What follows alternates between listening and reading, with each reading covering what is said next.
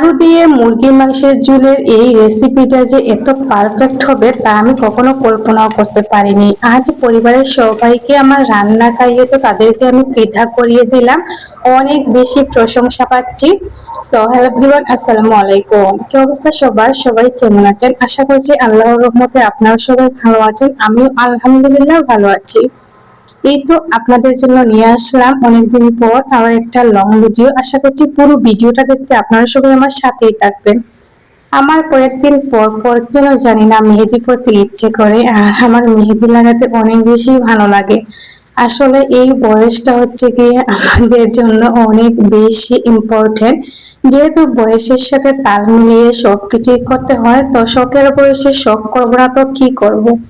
যেহেতু আমার কয়েকদিন পর পরই মেহেদি দিতে ইচ্ছে করে, আর বাসায়ও মেহেদি আর্টিস্ট, সো আমি পিছপা না করেই কিন্তু মেহেদি লাগিয়ে ফেলি যখন আমার মন চায়। তো মেহেদি লাগিয়ে পরের দিন সকালবেলা চলে আসছিলাম চাঁদের উপরে আসার পর চাঁদের উপরে ভিউটা জাস্ট অসাধারণ ছিল।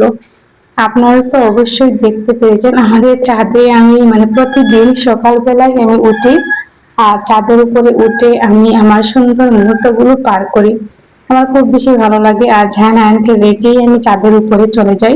তো আসার পর রুমে দেখেন ওরা তো এখনো ঘুমিয়ে পড়েছে, আমিও তাড়াহুড়া করে চলে আসছি নিচে। ভাবতেছি আমার দুই ছেলে বোধহয় উঠে পড়েছে।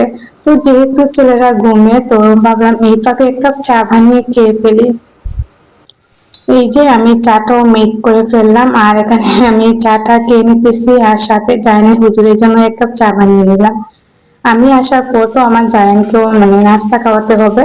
তো নাস্তা খাইয়ে জায়ানকেও আমি হুজুরের কাছে পড়তে পাঠিয়ে দিলাম। হুজুর প্রতিদিন সকালবেলা আসেন প্রায় 7টার থেকে। আসার পর হুজুর জায়ানকে পড়ান। যেহেতু জায়ানের স্কুল 10টার দিকে, জায়ানকে 9:30টায় রেডি হয়, তারপর কিন্তু স্কুলে যেতে হয়। তো এই ফাঁকে আমি ভাবলাম যে 7টা থেকে 8টা পর্যন্ত আমার জায়ানকে হুজুরের কাছে পড়াই। আর বাচ্চারা যখন ছোট থাকে তখন কিন্তু আরবি পড়তে পারে। তো একটু বড় হয়ে গেলে দেখবেন যে বাচ্চারা পড়তে চায় না। তো যার কারণে এই ডিসিশনটা নিলাম। তো জানকে ছোটবেলা থেকেই কিন্তু আমি আরবি পড়াচ্ছি। তো বাসায় এসে হুজুর পড়ান। তো এইদিকে আমি রান্না করব ব্রিগেড কাঠ মাছ। আর ব্রিগেড কাঠ মাছ অনেক বেশি কাটা থাকে।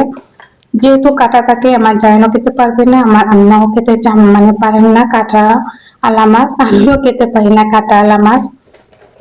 তো আমি একটু ফ্রাই করে নিব, আর ফ্রাই করে তারপর কিন্তু রান্না করব। মাছটা ফ্রাই বসিয়ে নিয়েছি, মাছটা কিন্তু আস্তে আস্তে ফ্রাই হইতেছে। আর ব্রিগেড কার্প মাছ দেখবেন এইভাবে রান্না করলে খেতেও ভালো লাগবে যখন কাঁটাটা সরে যায়।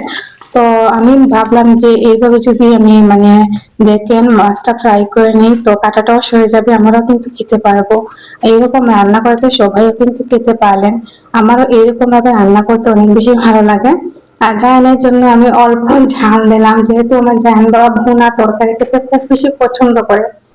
জায়ানকে যদি ঝুলের তরকারি রান্না করে দেওয়া হয়, ও কিন্তু খেতে চায় না। আর যে কোনো মাছ বলেন প্লাস মাংস বলেন, ওকে ফ্রাই করে দিলে ও কিন্তু খেতে পছন্দ করে, আর ওর পছন্দটা আমার কাছে মাস্ট বি ইম্পর্টেন্ট। তো মোস্ট অফ দ্য টাইম কিন্তু আমি এইটাই করি। জায়ান যা যা খেতে পছন্দ করে, জায়ানের পছন্দটাকে আমি সবার উপরে প্রাধান্য দিই। মা হিসেবে আমার এটাই হচ্ছে প্রধান দায়িত্ব এবং কর্তব্য আমি মনে করি। আর এইদিকে দেখেন আমার ছোট্ট টেন্ডো হাওয়াটা এখানে খেলা করতেছে, একটু ক্লিপ নিয়ে নিলাম। জায়ানের আয়নের আন্টি ঝাড়ু দিতেছে রুম, আর এখানে চিড়ির নিচটাও ঝাড়ু দিয়ে দিতেছে আমার ছোট বোন। জায়া আয়ান তো খুব বেশি খেলা করতেছে, আর ও এইরকম দুষ্টু মিষ্টি খুনসুটি নিয়ে আমাদের সারাটা দিন চলে যায়। এইভাবেই আমাদের সময়গুলো আমরা পাস করি। খুব ভালো লাগে যখন নিজের মানুষদের সাথে এরকম টাইম স্পেন্ড করি। একটু আম্বর তো খেয়ে নিলাম। আর যেহেতু এখন আমও তেমন একটা পাওয়া যায় না আমাদের এদিকে, বাজার থেকে নিয়ে আসছিলাম, গতকালকে গিয়েছিলাম বাজারে, আর বাজার থেকে আসার সময় এই আমগুলো নিয়ে আসলাম। আম্মাটা কিন্তু ভারী ভালো লাগে আমার, অনেক বেশি মজা করে আমি আমটা মাখিয়েছিলাম। এখন আমার বোন রান্না করতে চেয়েছিল মুরগির মাংস আলু দিয়ে। আমি বললাম তুমি পারবে না, আমি রান্না করব। তো পরিবারের সবাইকে আমার কথা মতো অনেক মজা করে রান্না করে খাওয়াবো গাইস। বিকেল বেলা একটু বিউন চাল ভাজি করে নিতেছি, যেহেতু আমরা সিলেটের মানুষ, আর সিলেটের মানুষের মানে খুব বেশি পছন্দ হচ্ছে বেগুন চালের ভাজি।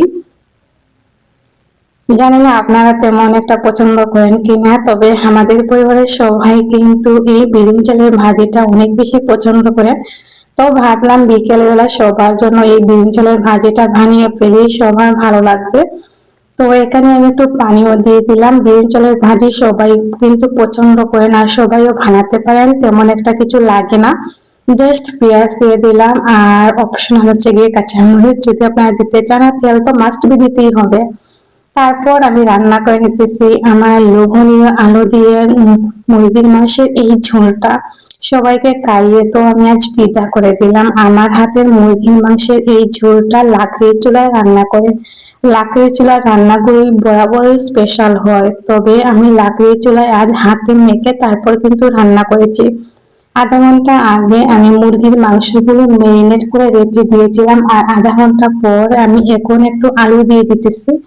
আলু দিয়ে মুরগির মাংস যদি আপনারা এইভাবে একবার রান্না করেন, তো আপনাদের পরিবারের সবার কিন্তু প্রশংসা পাবেন আশা করছি। আর আজকে রান্না করার পর রান্নার কালারটা খুব বেশি লোভনীয় হয়েছিল, অনেক বেশি অমৃত হয়েছিল খেতে। তো আপনারা কিন্তু একবার হলেও আমার এই রেসিপিটা ট্রাই করবেন। তো আমি হাতে মেখে তারপর কিন্তু রান্নাটা করেছিলাম গাইস, অনেক বেশি ভাত খেলাম আজ পেট ভরে। তো কালারটা দেখেন, আমার রান্না করা হয়ে গিয়েছে। আমি মাটির চুলায় রান্না করেছিলাম এই অসাধারণ রেসিপিটা।